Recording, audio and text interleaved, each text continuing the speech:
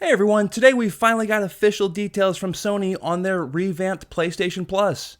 Breath of the Wild 2 has been delayed, and Bungie goes to bat for YouTubers. All that and more on this edition of the Dear Listeners Newsroom.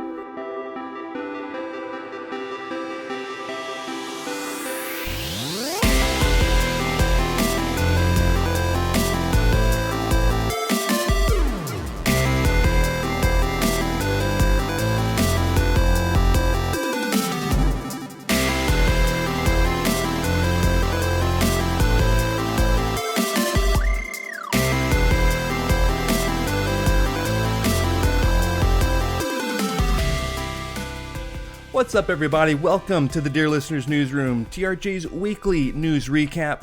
My name is Micah Hendrick, and here are the top headlines for April 1st, 2022. Bloomberg's Jason Schreier first reported on this late last year, and we finally have official word from Sony that they're revamping PlayStation Plus.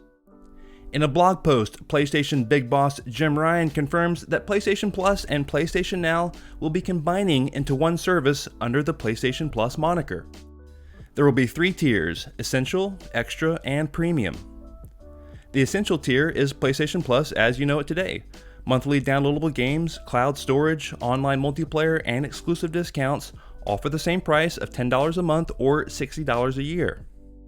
PlayStation Plus Extra includes everything in the Essential tier and adds a downloadable library of up to 400 PS4 and PS5 games.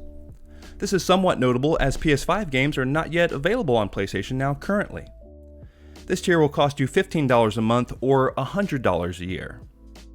The top tier, PlayStation Plus Premium, includes everything in the bottom 2 tiers plus a library of up to 340 streamable titles from the PS1, PS2, PS3, and PSP generation. It's worth noting that some PS1, PS2, and PSP titles will be downloadable, but there's still no solution in place to download PlayStation 3 games. This tier will cost $18 a month or $120 a year. The revamp is set to launch in June, but there was no word on how existing PS Plus and PS Now subscribers will be integrated into the various tiers or how much upgrading will cost. Sony has confirmed that for the Extra and Premium tiers, the following titles will be available to download at launch: Death Stranding, God of War, Marvel's Spider-Man and Miles Morales, Returnal, and Mortal Kombat 11, though they have opted to not place their first-party titles onto the service upon release date, a strategy that Xbox Game Pass employs and one that many fans were curious to see if Sony would follow. Jim Ryan explains Sony's thought process to GamesIndustry.biz, quote, "In terms of putting our own games into the service or any of our services upon the release, as you well know, this is not a road that we've gone down in the past, and it's not a road that we're going to go down with this new service. We feel that if we were to do that with the games that we make at PlayStation Studios, that virtuous cycle will be broken. The level of investment that we need to make in our studios would not be possible, and we think the knock-on effect on the quality of the games that we make would not be something that gamers want." End quote. So there it is, dear listener. What do you think of Sony's new offerings? Sound off in the comments below and let us know what you think on this one. Mere hours after Sony announced their new PS Plus offerings, Eiji Aonuma, the producer for the sequel to The Legend of Zelda Breath of the Wild, posted a message announcing that the game has been delayed to spring 2023.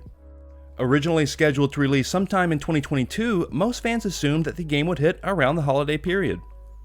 This isn't a new trend, as the last 3 mainline Zelda games have been delayed dating back to Twilight Princess. You'll have to go all the way back to 2003's Wind Waker to find a mainline Zelda game which wasn't delayed. Aonuma reconfirmed some of the game's setting of not only being on the ground but also in the skies, allowing for new features and experiences. We also got a very brief glimpse at some new footage of the Master Sword going through some sort of transformation, or dare I say it, weapon degradation? Is this a hint that Nintendo will ditch the oft-criticized feature of the original Breath of the Wild? Hopefully we can get more details this summer in Nintendo's big showcase. We've got another story today that has been developing over the last several weeks with some encouraging new details if you're a YouTuber. Earlier this month, various and well-known Destiny-focused YouTubers began receiving copyright strikes for their music videos. The reach extended to more and more creators and even hit YouTubers who merely had cutscene clips that happened to have the soundtrack music playing in the background. With many pointing fingers at Bungie and their copyright partners, the studio not only set the record straight, but confirmed that even their own YouTube channel had been affected.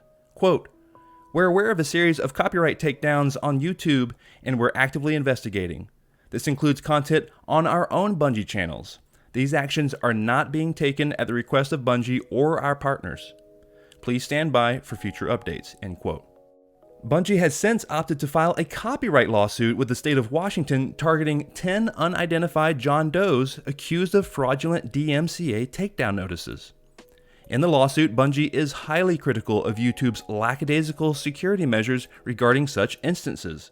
Quote, "Doe defendants were able to send fraudulent notices because of a hole in YouTube's DMCA process security, which allows any person to claim to be representing any rights holder in the world for purposes of issuing a DMCA takedown.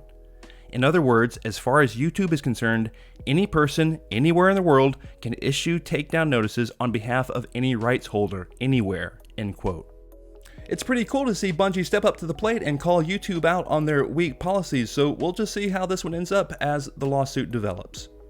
Blizzard is hard at work on the upcoming Diablo IV, and the team has released a quarterly update on their official blog.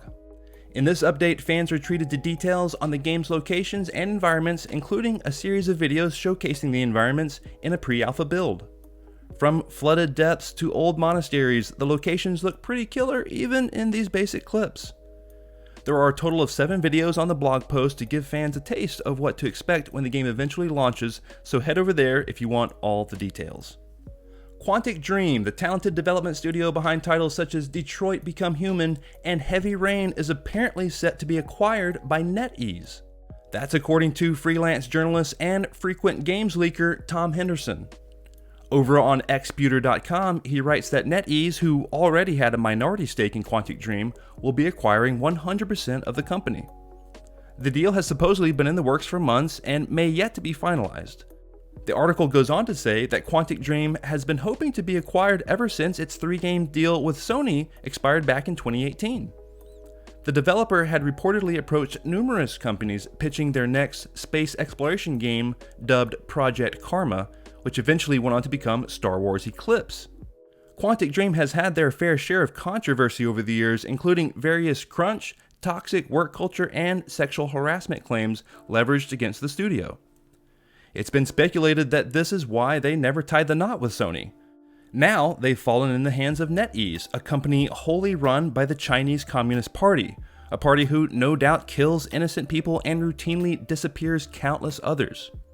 While this story is firmly rooted in the rumor category, it would still be a shame if this came to fruition and Quantic became one of many tendrils for the CCP.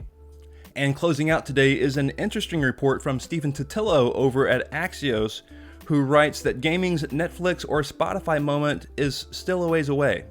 Totilo cites industry researcher Piers Harding-Rolls of Ampere Analysis, who says that gaming subscription services such as Game Pass, PlayStation Now, and Nintendo Switch Online make up only 4% of the overall gaming revenue for America and European markets. That translates out to $3.7 billion compared to nearly $81 billion in sales generated from discs, downloads, and in-game add-ons. To hardly anyone's surprise, Xbox Game Pass accounts for a whopping 60% of that subscription services pie, but the numbers do shed a clarifying light on just where these companies' bread is buttered. Alright guys, that's it for this episode of the Dear Listeners Newsroom. If you like what you saw today, hit that like button below and subscribe to the TRG YouTube channel. You can follow me over on Twitter at Doug's Vest, and you can follow the Reformed Gamers on Twitter at TRG Podcasts. Ladies and gentlemen, that's the news. We'll see you next week.